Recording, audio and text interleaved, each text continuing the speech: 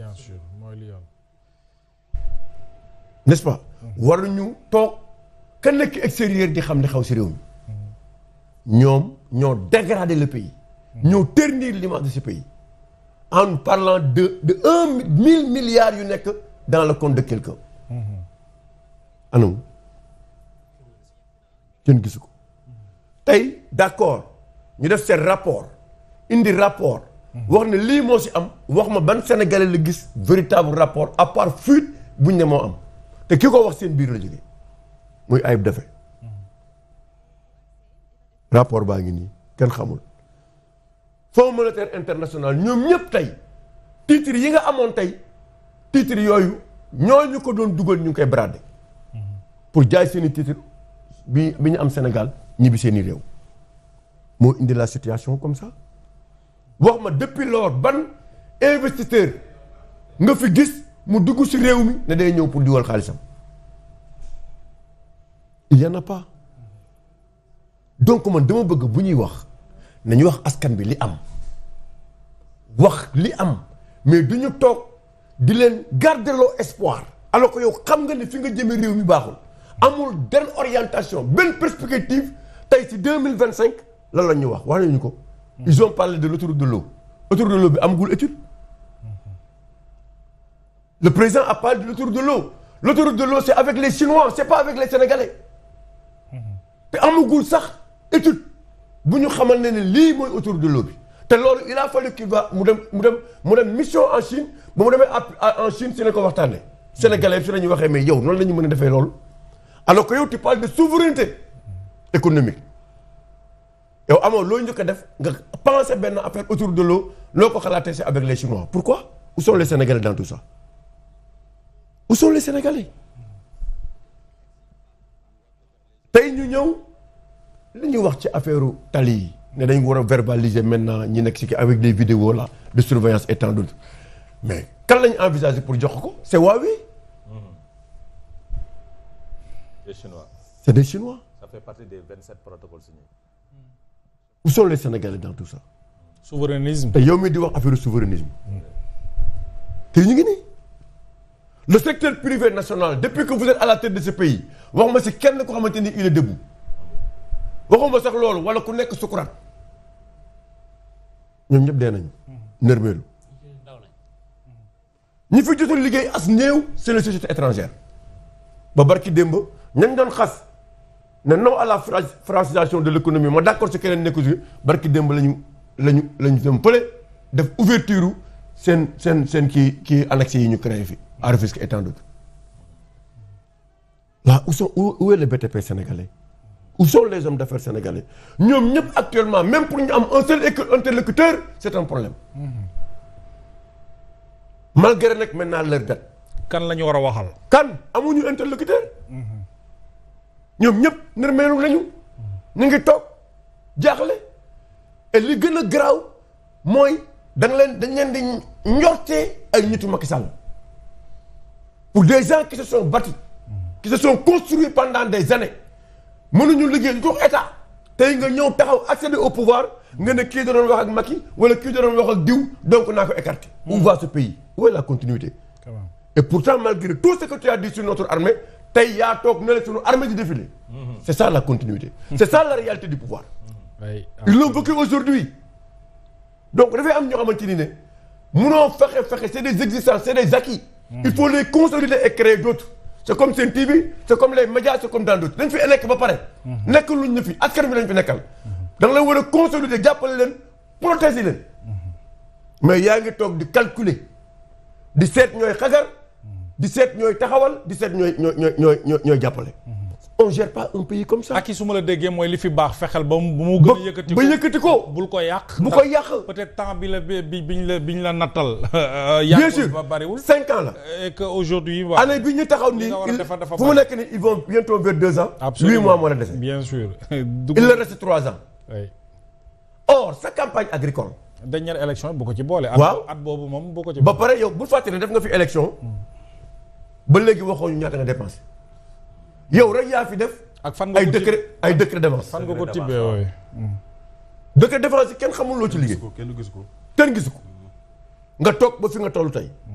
yow nga ñëw proposer Sénégalais un budget bu amul débat.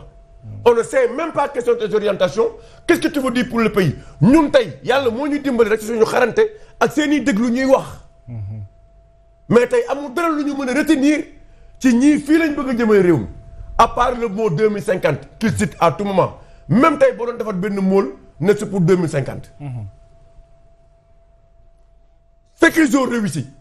mooy li Sénégalais yi mus di def te mu mus fi am ñu ñëw par leur TikTok et leur Facebook di ko génne comme si ça n'a jamais existé dans ce pays.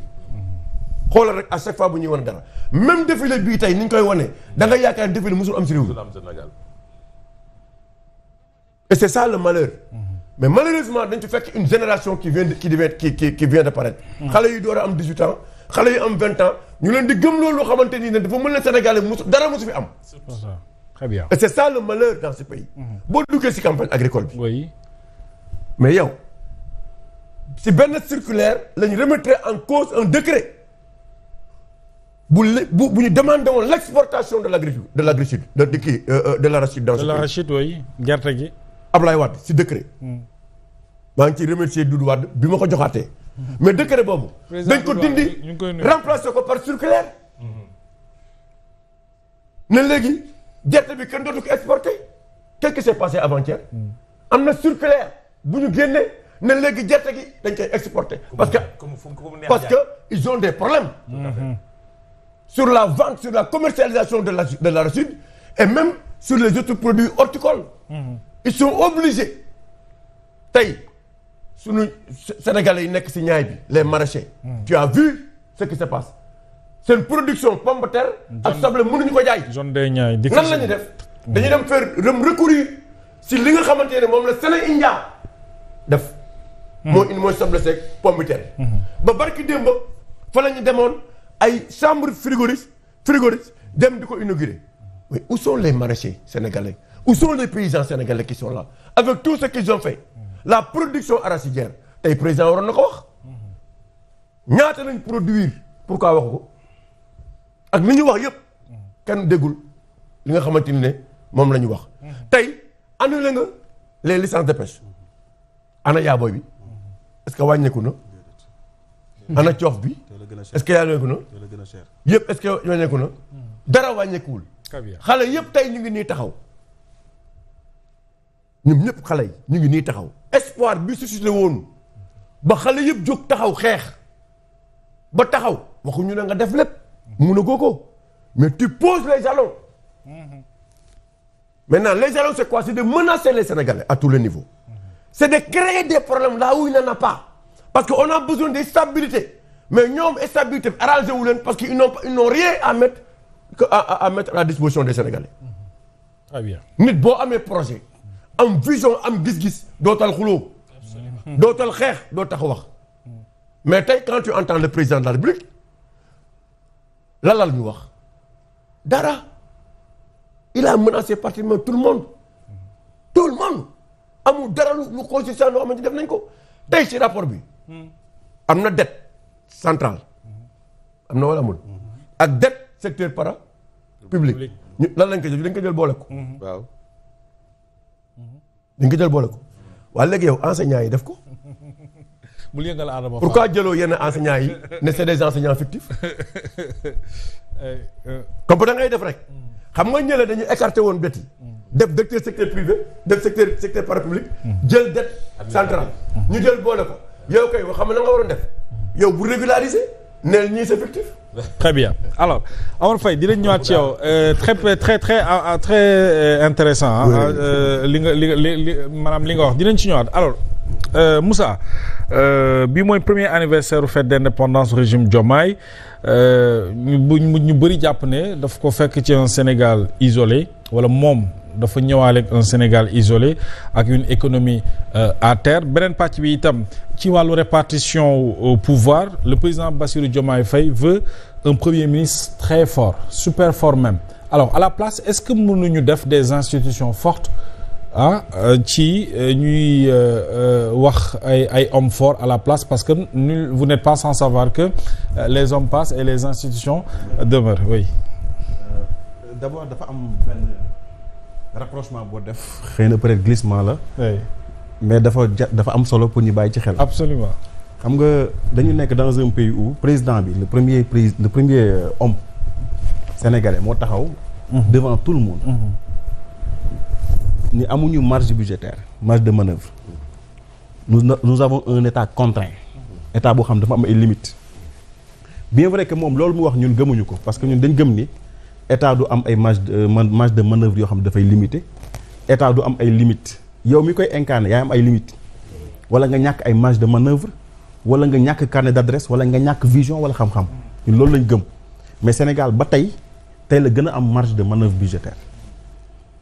beneen bi mooy li ñu wax mooy dañ ñu gëmloo ni réew mi dafa nekk en ruine mais réew mu nekk en ruine est-ce que di nga jël près de 3 milliards di ko dépenser ci ay fête de l'indépendance loolu question la est-ce que réew mu nekk en ruine.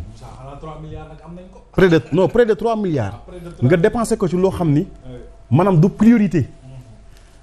pendant ce temps yaa ngi am ay hôpitaux yoo xam ne seen scanner dafa panne seen radiothérapie dafa panne pendant ce temps yaa ngi exporter ay malades à n'en plus finir pendant ce temps élèves maîtres yi nga xam ñi ngi nekk en formation actuellement 2 mois ñi ngi ko toog te amuñu bourse léegi est-ce que loolu gënul nekk priorité pendant ce temps yow sa universitaires yi ñi nga xam ne tey ñoo war a nekk ci enseignement supérieur mënoo leen jox bourse bu doy nga pare pour dépenser près de 3 milliards ci ay festivités est-ce que loolu yanu na maanaam pourtant bi ñu nekkee ci jamonoy Covid bi avec Macky Sall 3 avril lan lañ defoon 4 avril nu ñu defoon dañu defoon veille rek bàyyi symbolique de manière symbolique mais tey li ñu gëm mooy tey booy woo sa askan ci rationalisation charité bien ordonnée commence par soi-même. mënuloo taxaw ni réew mi amul xaalis bailleurs de fonds yi di ñu daw secteur privé bi di libérer seeni collaborateurs di tëj parce que assiette fiscale bi ñu leen di tegal dafa yaatu amatuñu fenn foo xam mën nañ fa épanouir pendant ce temps yow yaa ngi gundaandaat ci ay privilèges yoo xam ne yokk wàññiwoo ko président Diomaye ba léegi mi ngi nommé ci ay postes yoo xam ni amulul njëriñ Sénégal tey ma laaj sénégalais yi poste bi ñu teg Mimi Touré ban njëriñ la amal sénégalais yi ban njëriñ la c'est-à-dire ban retour sur investissement la amal sénégalais yi pourtant c'est l'argent du contribuable fépp fu ñu ko dugal dafa war a am payback. est-ce que méngoo nag rupture. méngoo toog rupture xam nga tey ci politique dafa am lu ñuy wax marketing. parti politique yu bëri dañ koy am c'est-à-dire da nga koy def pour amadouer conscience su sénégalais yi pour li ñu soxla nga jox leen mooy li ñu gën a bëgg nga leen di wax. ñu koy dégg muy rupture muy ay jubal jubbanti. est-ce que jubal jubbanti am na. est-ce que justice am na ci réew mi pourtant Abdou Nguer mii toog c'est un citoyen sénégalais mais ñaata plainte la déposé ci table procureur.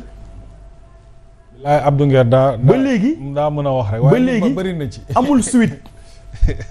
pourtant il suffit qu'un membre de PASTEF déposer benn plainte du jour au lendemain ñu woo ko ñu convoqué est-ce que réew moomu gëm ngeen ni am na justice des vainqueurs moom moo fi am c'est-à-dire président de la république bu taxawee di wax moom yan sénégalais lay waxal bëgguma wax ni ay mouton lay waxal mais dama jàpp ni ñi muy waxal joxu leen cër wala respecté wu leen parce que ñun li ñuy gis moom la ñu gën a gëm li ñuy wax beneen bi moom mooy tey bu ñu ñëwee ci paradoxe ak amalgame yi nga xam mi ngi koy def ci biir discours bi waa organisation des élections bi ñu fiy waxu loi des finances rectificatives organisation des élections yi lu ñu waxoon ci document yi 20 milliards la wala 7 milliards la moom 7 milliards la annoncé de. C'était 20 milliards des élections législatives. Législatives. 10 dans la loi de finances rectificative 10 dans la loi de finances initiale 2025. Exactement 20 milliards léegi moom dafa amal Sénégalais yi bor parce que daf ñu war a wax 20 milliards yi naka la ko dépensé ci élection législative yi loolu dafa war a leer avant muy waxu 7 milliards parce que tey wax na fi waxu 7 milliards pour l'organisation des élections législatives loolu Sénégalais dañ 7 milliards. C'est-à-dire dans la loi de finances rectificative ils ont mis 10 milliards pour l'organisation des élections législatives. beneen bi loi de finances initiale bii 2025 il y a 10 milliards réservés pour les élections pour des élections. Aïssata waxoon na ko parce que voilà. 3 décrets d'avance lañ jël. juillet ba décembre. waaw mu bu bokk ci 108 milliards yi mu doon indemniser mooy booy Pastef. 108 millions yi. 108 millions yi. bokk ci.